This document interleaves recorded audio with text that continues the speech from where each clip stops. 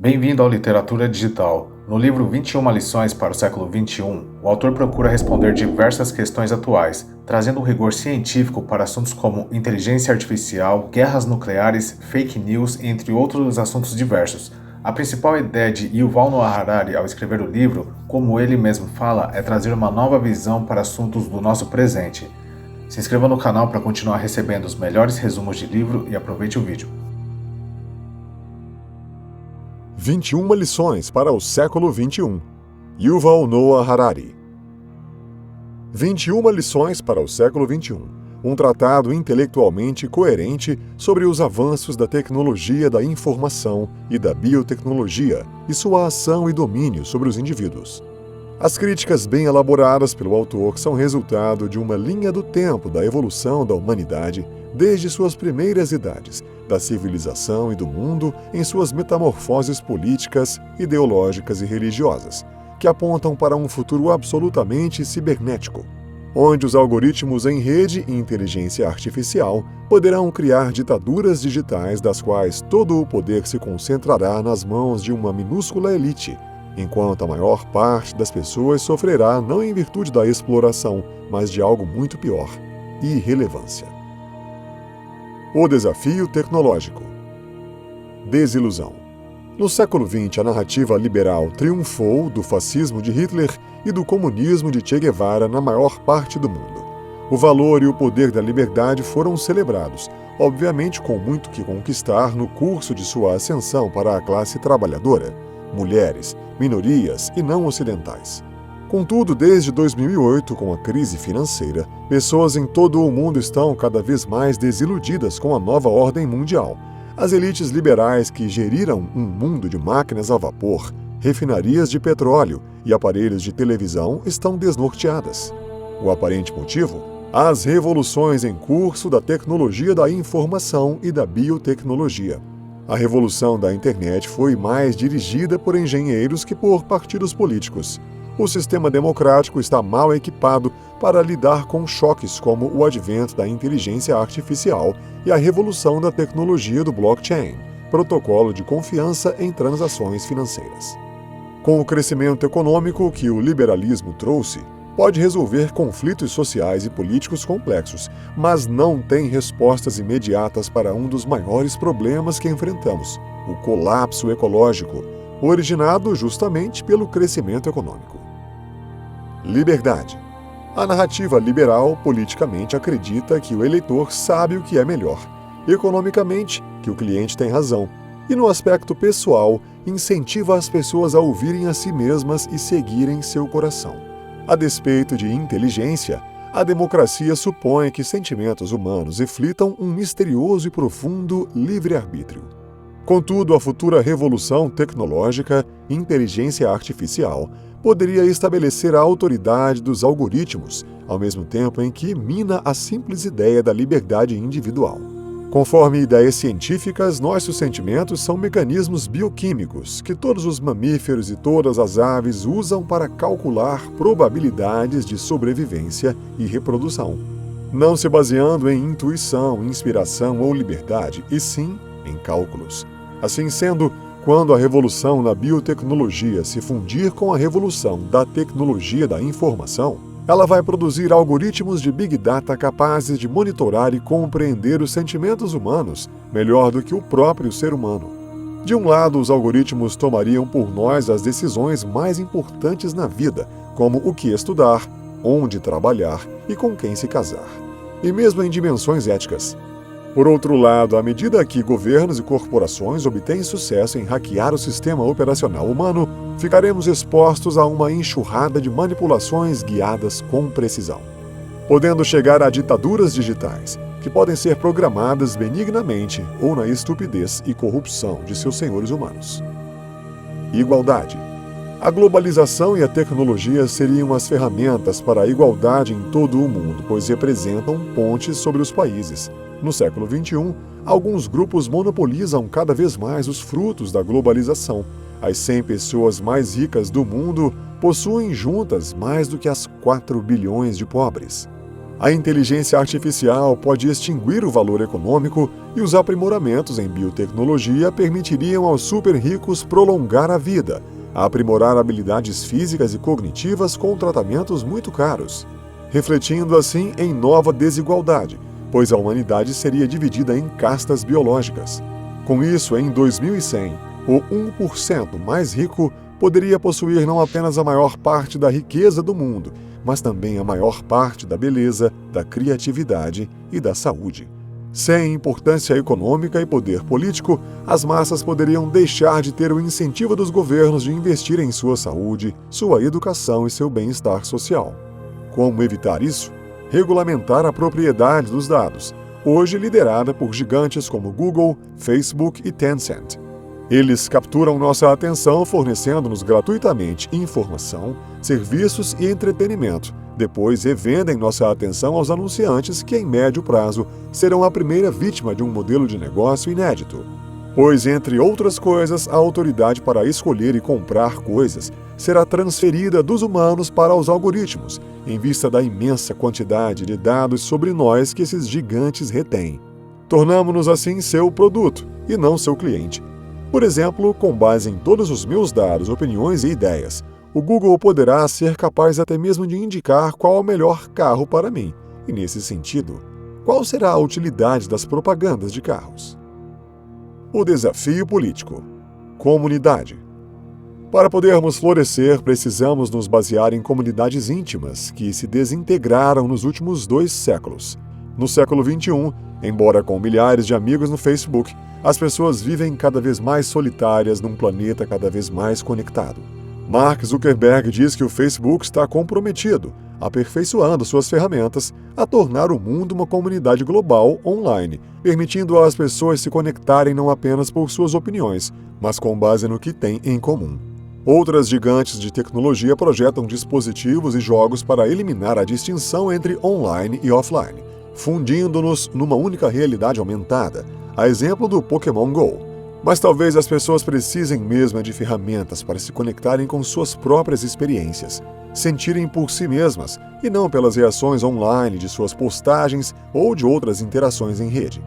Historicamente, corporações não foram o veículo ideal para liderar revoluções sociais e políticas. Cedo ou tarde exigirá sacrifícios que se negarão a fazer. E é por isso que os revolucionários estabeleceram igrejas, partidos políticos e exércitos. O teste crucial do Facebook virá quando um engenheiro inventar uma nova ferramenta que fizer as pessoas passarem menos tempo comprando coisas online e mais tempo em atividades offline interessantes com amigos. Será que isso vai acontecer? Será uma transformação marcante. Nacionalismo. Humanos desenvolvem facilmente lealdade a grupos pequenos e íntimos, uma tribo ou um negócio familiar, por exemplo. Mas a lealdade a milhões de pessoas totalmente estranhas, nacionalismo, não é natural para humanos. Países pacíficos, prósperos e liberais como a Suécia, Alemanha e Suíça cultivam todos um forte senso de nacionalismo. As coletividades nacionais se construíram para resolver problemas que uma tribo sozinha não seria capaz. O problema começa quando o patriotismo benigno se transforma em ultranacionalismo chauvinista. Fanatismo, agressão e indiferença ao que é estrangeiro, gerando guerras. No entanto, depois de Hiroshima, uma comunidade global aos poucos se desenvolveu além e acima de várias nações para conter o demônio nuclear. Durante a Guerra Fria, o nacionalismo cedeu lugar a uma abordagem mais global da política internacional. E quando a Guerra Fria acabou, a globalização parecia ser a irresistível onda do futuro. Quanto ao desafio tecnológico, pesquisa e desenvolvimento não são monopólio de nenhum país. Cada um fará o que bem quiser. Diretrizes éticas precisariam ser formuladas nesse sentido, sob uma perspectiva global ou até mesmo cósmica. Mas o nacionalismo, nesse aspecto, sofre de um fracasso de imaginação, e a biotecnologia e a inteligência artificial poderão transformar a humanidade a seu bel prazer. Religião. Bilhões de pessoas ainda professam maior fé no Corão e na Bíblia do que na teoria da evolução. Movimentos religiosos moldam as políticas de países tão diversos como a Índia, a Turquia e os Estados Unidos. E animosidades religiosas alimentam conflitos da Nigéria às Filipinas. Na pré-modernidade, calendários divinos determinavam quando plantar e colher. e rituais no templo garantiam a chuva e protegiam contra pragas. Profetas, gurus e xamãs curavam. Jesus também curou. Em tempos recentes, biólogos, cirurgiões assumiram o lugar de sacerdotes e curandeiros milagrosos. A verdadeira especialidade de sacerdotes e gurus não eram os milagres, e sim, desde sempre, a interpretação.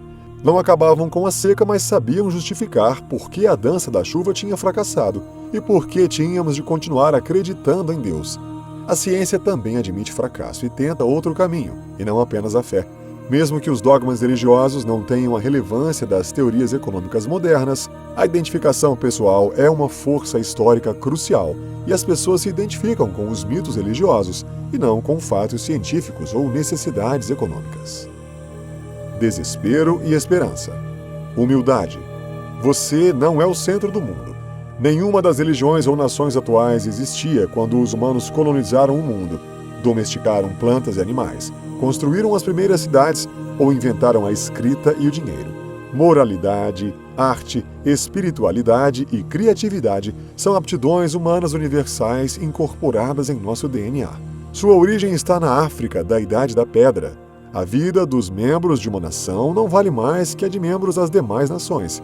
Os ensinamentos que as escrituras ocidentais trazem, e mesmo das tradições mais antigas, as orientais, remontam muito mais da observação da natureza como um todo antes da escrita, do que qualquer posse e interpretação pretensiosa de qualquer nação. A exemplo, a primeira evidência clara do monoteísmo vem da revolução religiosa do faraó Akenaton, por volta de 1350 a.C., não sendo uma contribuição dos judeus para o mundo. Muitas religiões louvam o valor da humildade, mas imaginam ser a coisa mais importante do universo. Misturam chamados para uma humildade pessoal com uma flagrante arrogância coletiva. Deus, mistério cósmico. O Deus dos filósofos ou o legislador do mundo, aquele que manda queimar hereges. O mundo seria um lugar melhor se cumpríssemos o terceiro mandamento, que instrui os humanos a nunca fazer uso indevido do nome de Deus com mais devoção. A fé religiosa não é a condição necessária para o comportamento. Entre humanos, a moralidade está presente em todas as sociedades. Apesar de nem todos acreditarem no mesmo Deus, os cristãos agem com caridade mesmo sem acreditar no panteão hindu. Moralidade quer dizer diminuir o sofrimento, e logo para agir moralmente, é necessário desenvolver uma profunda noção do que é sofrimento. Verdade. Ignorância. O liberalismo depositou uma confiança imensa no indivíduo racional, conforme a lição liberdade, mas a racionalidade é um mito, conforme economistas comportamentais e psicólogos evolucionistas demonstraram. Assim como a individualidade. Humanos raramente pensam por si mesmos, e sim pensamos em grupo. Nenhum indivíduo sabe tudo o que é preciso para construir uma catedral ou uma bomba atômica, o que deu ao Homo sapiens uma vantagem em relação a todos os outros animais e nos tornou senhores do planeta não foi nossa racionalidade individual, mas a nossa incomparável capacidade de pensarmos juntos em grandes grupos. Um caçador-coletor na Idade da Pedra sabia como fazer as próprias roupas, acender uma fogueira, escapar de leões, etc. Nós pensamos que hoje sabemos muito mais, mas como indivíduos, na verdade, sabemos muito menos. Baseamo-nos na expertise de outros para quase todas as nossas necessidades. A ilusão do conhecimento, Steven Sloman e Philip Fernbach. Na complexidade cada vez maior do mundo, isso é perigoso. Algumas pessoas que não sabem quase nada de meteorologia ou biologia propõem assim mesmo políticas concernentes à mudança climática e às plantas geneticamente modificadas. Se assim continuar, indivíduos humanos, sejam peões ou reis, saberão ainda menos sobre as engenhocas tecnológicas, as correntes econômicas e as dinâmicas políticas que dão forma ao mundo. Como observou Sócrates há mais de 2000 anos, o melhor que podemos fazer nessas condições é reconhecer a nossa própria ignorância individual. Ficção científica. Muito pouca gente leu os artigos mais recentes nos campos do aprendizado de máquina ou da engenharia genética. O grande público obtém esse conhecimento através das grandes produções cinematográficas e televisivas. Daí a responsabilidade quanto ao modo como seus criadores descrevem realidades científicas. Matrix, embora o seu brilhantismo, presume que o seu eu autêntico está fora da Matrix. na Terra Prometida, intocado por todas as manipulações tecnológicas. Diferentemente, a ousada animação Divertidamente, lançada em 2015 pelos estúdios Pixar e Walt Disney, mostrou a condição humana muito realista e perturbadora, onde Riley, garota de 11 anos com dificuldade em se adaptar à nova cidade para a qual mudara com seus pais, São Francisco, não está presa na Matrix. Riley é a própria Matrix, e há algo preso dentro dela. A visão neurobiológica dos humanos incursiona numa jornada para dentro de seu cérebro e revela que ela não tem um eu autêntico e que nunca fez qualquer escolha livre. A mente não é o sujeito que modela, a seu bel prazer, ações históricas e realidades biológicas. A mente é um objeto que está sendo modelado pela história e pela biologia. Conforme traz o mais profético livro de ficção científica do século XX, Admirável Mundo Novo, escrito por Aldous Huxley em 1931. Os humanos são algoritmos bioquímicos. A ciência é capaz de hackear o algoritmo humano e a tecnologia pode ser usada para manipulá-lo. É como se a alegria, tristeza e outros personagens no cérebro de Riley tivessem se tornado agentes leais ao governo, que utiliza biotecnologia avançada e engenharia social para garantir que todos estejam sempre contentes e que ninguém tenha nenhum motivo para se rebelar. Resiliência. Educação. Como podemos nos preparar e a nossos filhos para um mundo repleto de transformações sem precedentes e de incertezas tão radicais? 1000 anos atrás, em 1018, havia muitas coisas que as pessoas não sabiam quanto ao futuro, mas assim mesmo estavam convencidas de que as características básicas da sociedade humana não iriam mudar. Atualmente, é enorme a quantidade de escolas que se concentram em abarrotar os estudantes de informação. No passado, isso faria sentido, porque a informação era escassa. No século XXI, estamos inundados por enormes quantidades de informação, até mesmo sem censura. Pessoas em todo o mundo estão a um clique de distância de quaisquer informações, com relatos contraditórios sobre um mesmo fato e mesmo inúmeras informações deixando difícil a concentração.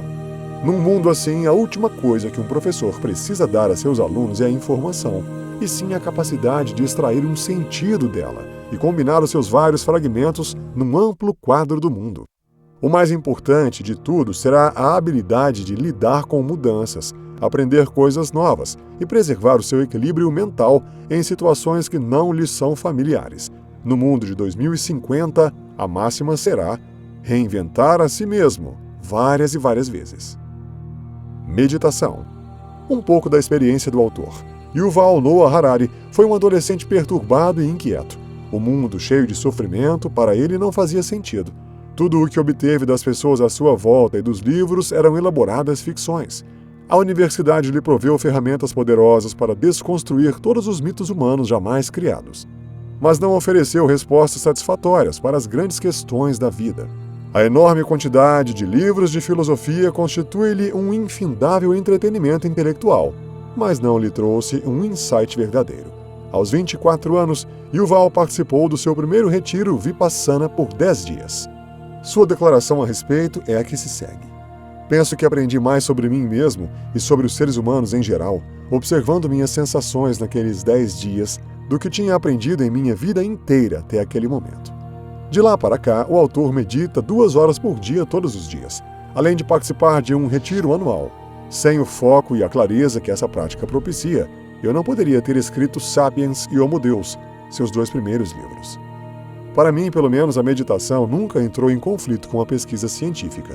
Nos últimos anos, estudiosos, tanto da mente quanto do cérebro, demonstraram interesse crescente nessas técnicas de meditação, mas a maioria dos pesquisadores, até agora, só usou essa técnica indiretamente. E se o objetivo é estudar a mente, há que meditar você mesmo. Então fica aqui o primeiro ensinamento de Yuval, que ele recebeu de seu professor de meditação. Após sentar de pernas cruzadas, fechar os olhos e concentrar a sua atenção na respiração, entrando e saindo pelas narinas, apenas observe. Trabalho, civilização, imigração, terrorismo, guerra, secularismo, justiça, pós-verdade e sentido completam o quadro das 21 lições que o livro traz, delineadas com a mesma coerência e se interligando uma à outra. Mais busca de conhecimento pelas massas e menos alienação vinda das pequenas elites.